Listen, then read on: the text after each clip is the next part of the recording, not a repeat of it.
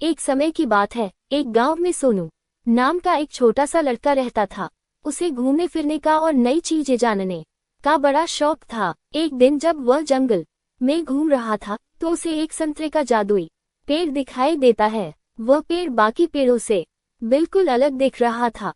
जब सोनू एक संतरे को चखता है तो उसे अपने अंदर भरपूर ऊर्जा महसूस होती है और उसका दिमाग पहले से बहुत तेज हो जाता है। सोनू उस जादुई संतरे का इस्तेमाल अपने खुद के फायदे के लिए करने लगा।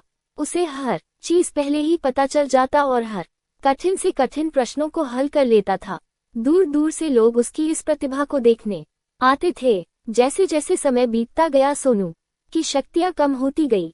पेड़ पर संतरों की चमक भी कम हो रही थी और धीरे धीरे उनकी भी शक्तियां खत्म होने लगी थी। जल्दी ही सोनू को यह एहसास होता है कि वह अपनी खुद की प्रतिभा को नजरअंदाज करते हुए जादुई संतरे की शक्ति पर बहुत ज्यादा निर्भर हो गया है।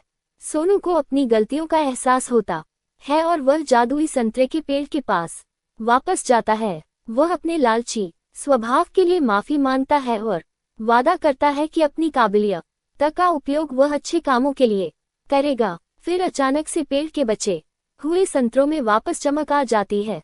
उस दिन के बाद से सोनू ये समझ गया कि असली शक्ति हमारे अंदर ही होती है और हम अपनी खुद की कौशल और प्रतिभा का इस्तेमाल करके ही दुनिया में बदलाव और खुशी ला सकते हैं।